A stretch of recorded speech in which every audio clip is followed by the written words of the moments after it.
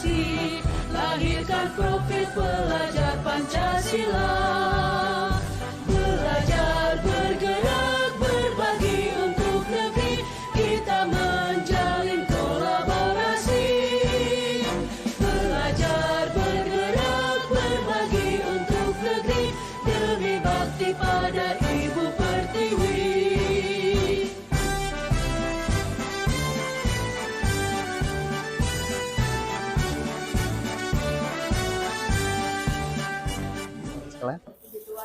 Amin ya.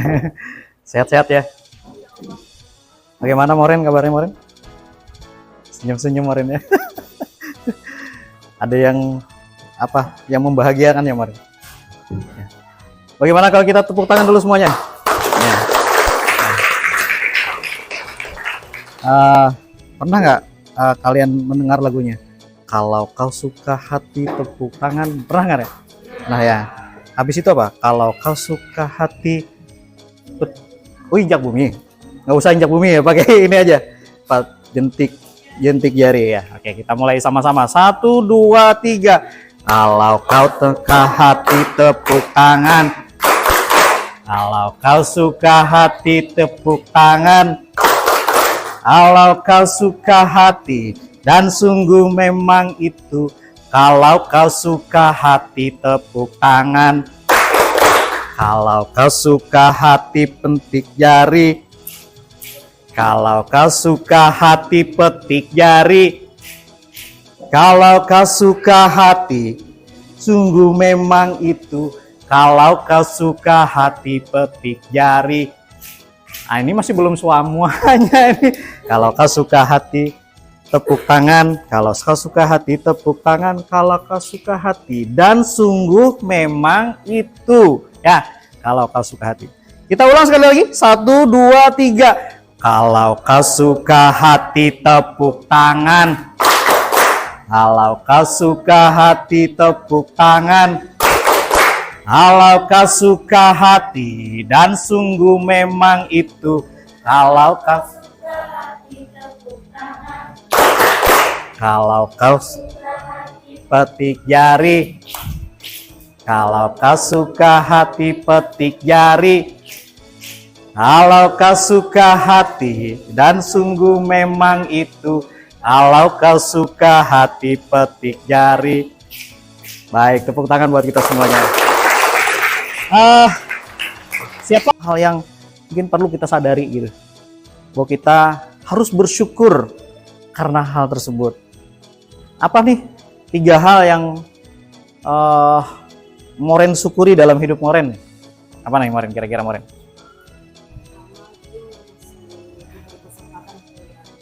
Lihat orang tua masih bisa sekolah ya, bisa makan minum, mempunyai kecukupan dalam ya, segala sesuatu ya. Kalau Cantika apa nih Cantika? Apa yang patut 3 hal yang patut kamu syukuri dalam hidup ini Cantika? Kenapa? Mempunyai kedua orang tua, masih bersyukur kita ya. Saya sudah nggak punya orang tua ya, dua-duanya udah tiada. Apalagi nih? Iya, dengan apa yang ada sekarang ya kita perlu syukuri ya. Dan apalagi satu lagi, tetap diberikan apa? Napas kehidupan ya. Ya, saya itu hal yang patut kita syukuri dalam hidup kita ini, karena memang bagaimanapun juga kita patut mensyukuri apa yang ada di sekitar kita.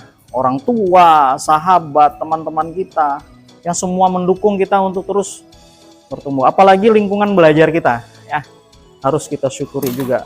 Dan itu menjadi sebuah ingatan bagi kita dalam rangka kita membangun kehidupan untuk bisa mencapai kebahagiaan dan keselamatan pada saatnya nanti ya. Tepuk tangan buat kita semuanya. Ini karena kita siang hari sudah tampak lelah-lelah semua matanya ya. Bapak mau ngajak kita sedikit rileks untuk mendengarkan musik. Kita sebenarnya hari ini belajar apa sih? Belajar kimia ya, tapi sudah dibawa ya. Ya, baik, nanti kita akan coba Nah, kita akan belajar tentang apa nih? Termokimia. Tapi sebelum ke sana, Bapak ajak dulu untuk kita sama-sama. Mudah-mudahan bisa kedengar.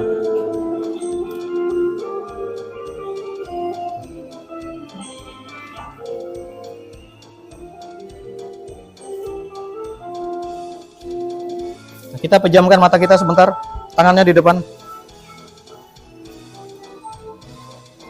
Kita pusatkan pendengaran kita ke musik yang ada ini.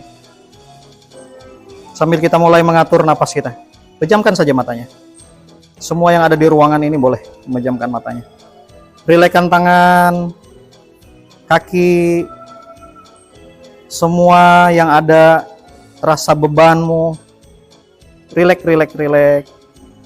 Pejamkan matanya. Kita pusatkan suara kita, pendengaran kita pada suara musik ini.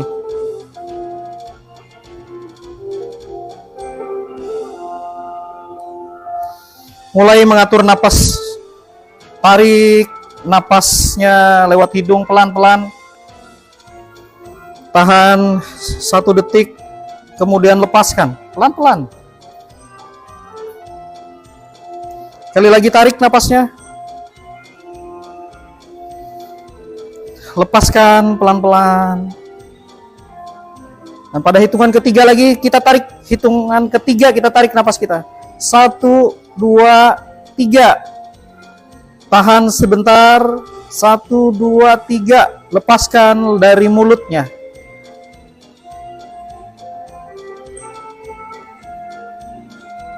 Rasakan aliran energi baru di sekelilingmu. Kita pusatkan lagi perhatian kita.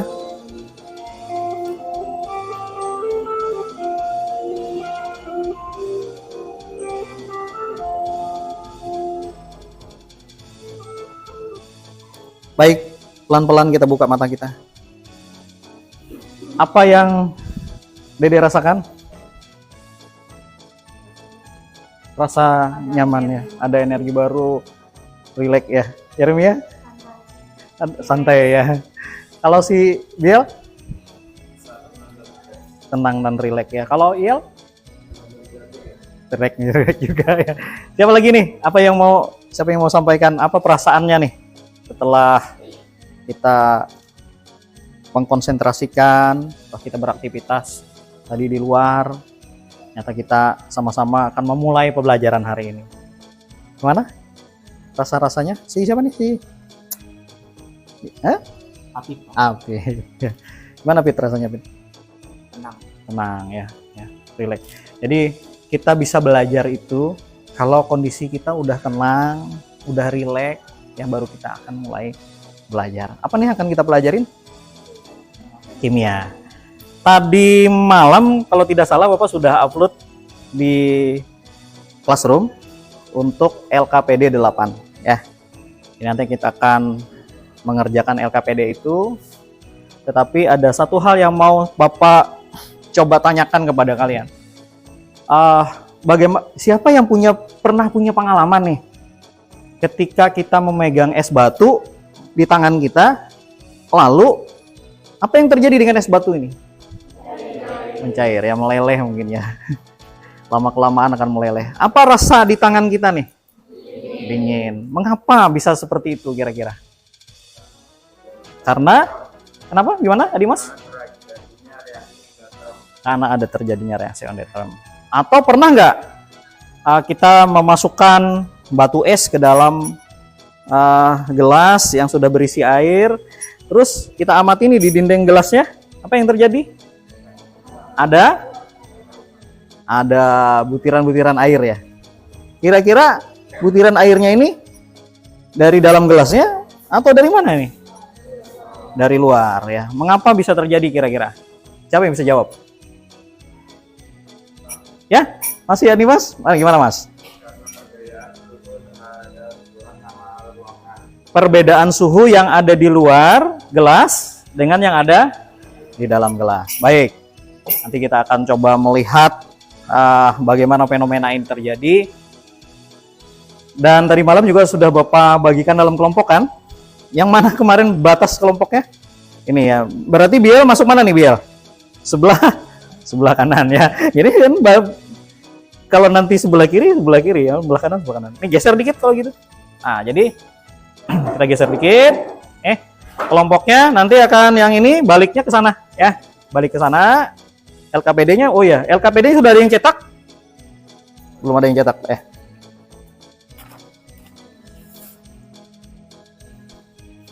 Ini berarti balik ke sana ya. Yang ini balik sebelah situ. Ini berarti baliknya ke sini. Yang sana masih tetap depannya ya. Yang ini baliknya ke sini. Berarti geser ke situ. Yang ini berarti baliknya ke mana? Sini ya. Berarti nanti yang ini kursinya pindah ke sana. Baik. Ini sudah pembagian kelompok kita dan nanti kita akan mengerjakan dalam waktu 5 sampai 10 menit. Ya, setelah itu kita akan lakukan presentasi.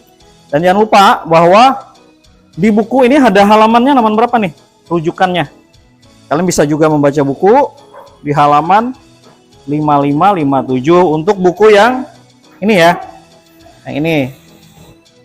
Untuk buku yang ini halaman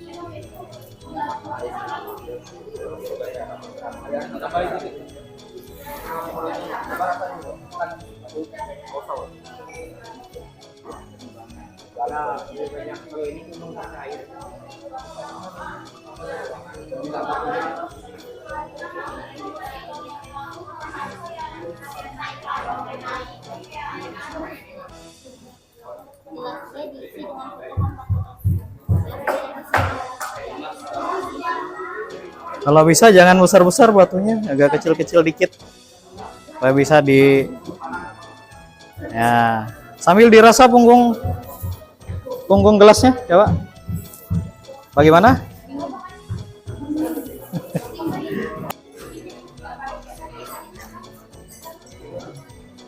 Ya, dirasakan lagi dengan punggung tangan. Coba.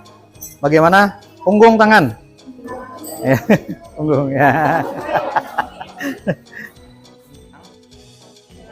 Kami dari kelompok 2 ingin mempresentasikan hasil LKPD kami tentang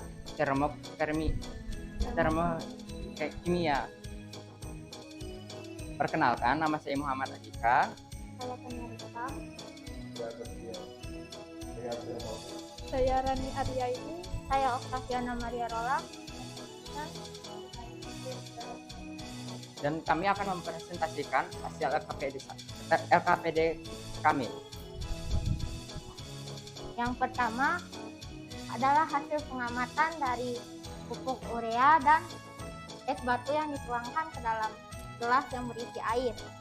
Pada gelas yang pertama dari hasil pengamatan kami, gelas yang dimasukkan 2 sendok pupuk urea lebih cepat mengalami perubahan suhu. Sedangkan gelas B yang dimasukkan es batu lebih membutuhkan waktu untuk mengalami perubahan suhu. Walaupun begitu, yang lebih cepat dingin ya tetap yang urea. Tapi perubahan suhunya yang lebih tinggi adalah gelas yang dimasukkan es batu. Karena gelas yang dimasukkan es batu lebih dingin daripada yang dimasukkan 2 sendok pupuk urea. Selanjutnya, pengamatan reaksi dari tempe. Sebelum ditepuk-tepuk, tempenya tuh kayak hangat. Hangatnya suhu ruangan normal. Tapi setelah ditepuk-tepuk, tempenya mengalami kenaikan suhu yang semakin panas. Itu adalah mengalami reaksi eksoterm. Lingkungan dari sistem tersebut adalah lingkungannya penggaris yang ditepuk ke tempenya, sedangkan sistemnya adalah tempe yang ditepuk-tepuk. Kemudian, jelaskan apa yang dimaksud dengan reaksi eksoterm. Reaksi eksoterm adalah reaksi yang melepas kalor dari sistem ke lingkungan. Contoh dari reaksi eksoterm adalah pembakaran gas hidrogen dengan oksigen. Sumbernya dari buku kimia halaman 55. Kemudian, reaksi endoterm.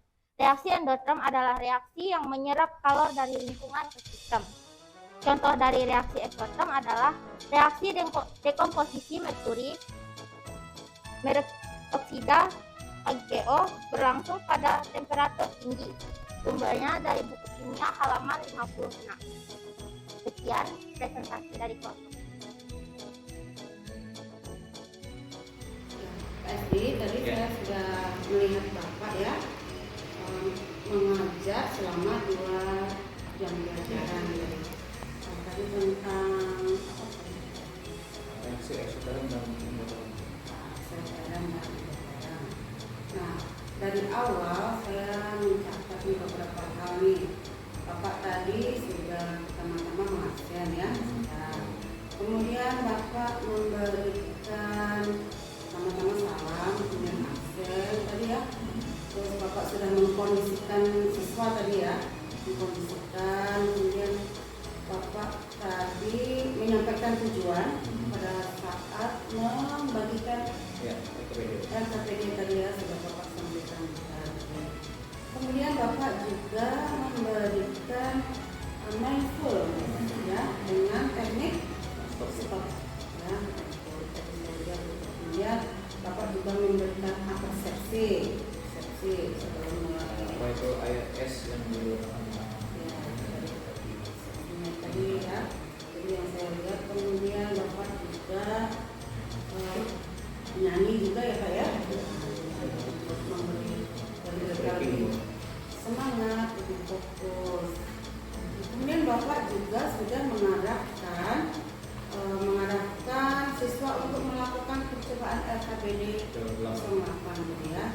Kemudian Bapak juga mengarahkan untuk siswa berdiskusi ya, Kemudian saya lihat juga mereka sudah mengerjakan nih per kelompok sesuai dengan arahan daripada LKPD dan ya. Kemudian Bapak tadi jelas ya, jelas memberikan contoh. Kemudian Bapak membimbing nih, saya lihat Bapak kesana kemari membimbing kelompok-kelompok yang mungkin ada pertanyaan ya pada meragukan mereka. yang ragu. Kemudian Bapak juga sudah memberikan menyuruh mereka untuk memberikan kesimpulan ya, baik dari kelompok yang 1, 2 dan seterusnya tadi memberikan kesimpulan. Kemudian Bapak juga refleksikan ya. Kemudian memberikan tugasnya tadi Yang pertama nanti mereka bisa mencoba sebuah percobaan tersebut lebih lanjut lagi dengan memakai aplikasi virtual lab ya. Jadi virtual labnya yang seperti yang saya buatkan ini aplikasi virtual lab Maya. Dan juga nanti mereka bisa mengembangkan menjawab soal ada di LKPD itu nomor 3 yaitu terkait dengan pembacaan pematik. Itu boleh nanti mereka tulis di tangan atau tulis di PowerPoint atau di podcast atau media yang apa aja seperti ini kalau ini sudah dikumpulkan. Ini kan nanti jadi selain itu ya Bapak tadi kan kemarin sudah mengumumkan RPP yang sudah Bapak kirim kemarin sudah ada sedikit goresan yang revisi ya Pak ya. Nah saya lihat tuh yang Bapak laksanakan itu sudah sesuai dengan apa yang diharapkan, yaitu RPP dan diferensiasi. Itu ada apa saja Pak itu ya? Diferensiasi proses tadi Bu, karena mereka belajarnya dari buku, juga dari classroom, juga dari video yang dikirimkan, juga dari praktikumnya Bu. Ini ada 3. Kontennya tadi ada juga ya Pak ya? Kontennya juga dari juga ada dalam produknya juga. Produknya juga ada ya. Kemudian KSE-nya sudah KSE-nya sudah kelihatan. ya. Nah, dari awal sudah kelihatan KSE-nya. Jadi mereka ditanya apa sih yang paling disyukuri, apa yang mereka rasakan, apa yang ketika mereka juga mengalami mindfulness itu mereka juga bisa menikmati dan bisa merasakan hasil dari mindfulness itu sendiri. Ya Pak, jadi saya lihat tuh juga apa yang Bapak ajarkan itu mudah-mudahan mereka hanya 1 orang aja tadi saya lihat memang anaknya ada yang 1, 2 orang aja yang tapi sebagian besar sudah berfokus pada pelajaran mungkin ini siang hari tapi ada satu kok. Ini ya nih jadi tantangan besar sebenarnya Bu, pelajaran-pelajaran eksak itu ketika diletakkan di siang hari, bahkan mungkin sore hari. Saya beberapa kali juga diletakkan di sore hari, ini jadi tantangan yang besar juga. Ya. Ya Ibu. Nih jadi rencana tindak lanjutnya ini apa Pak yang akan Bapak lakukan? Yang jelas materi ini saya mau, karena ini karena kimia ya.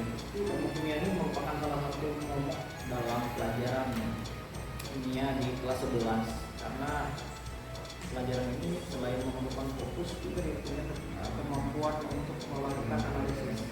Jadi analisisnya tidak bisa sederhana. Jadi analisis yang itu bagaimana ada arahnya udah ke C5, C6, C4, C5, C6 gitu. Maksudnya dia punya kemampuan untuk melakukan analisis. Nah, contoh misalnya di nanti pertemuan 3 kita akan bicara mengenai hukum Hess. Hukum Hess ini kalau hanya dipahami secara parsial tidak akan bisa menjawab kepentingan pembelajaran yang ada. Tapi kita mau coba cari teknik supaya sesuatu yang sulit ini kita cari cara supaya menjadi mudah. Artinya mungkin ada trik tertentu supaya anak ini selain dia dia suka, dia juga harus mengetahui juga tekniknya. Jadi rencana tindak lanjut saya nanti saya akan melanjutkan lagi ke pelajaran pertemuan ketiga dan keempat. Jadi saya rencanakan ada 4 nih pertemuan untuk, karena ini baru 2 aja nih yang kita susunkan. Nanti setelah itu buat lagi 2 panduan lagi.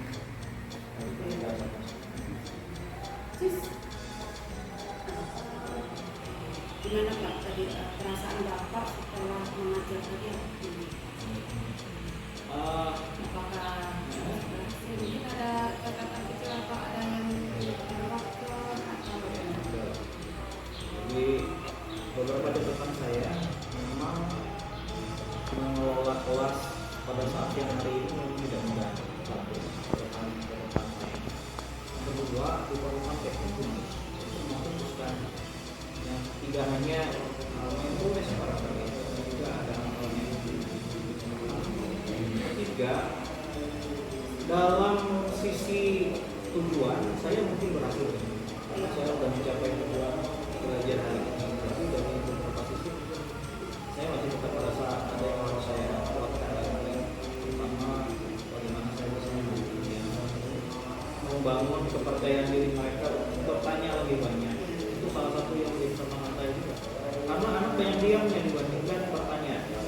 Jadi selain itu juga mereka harus dilatih untuk mengungkapkan mengekspresikan apa yang sudah mereka pelajari supaya orang lain tahu. Karena kalau kita hanya belajar tapi tidak mengembalikan nilai dan mengekspresikan ya sesuatu yang tidak menyenangkan. Mungkin ya Bu.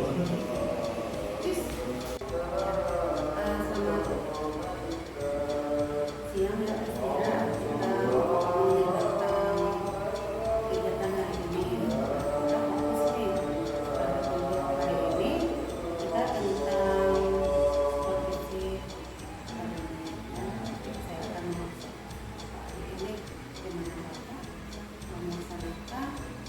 pembelajaran organisasi terintegritas ya.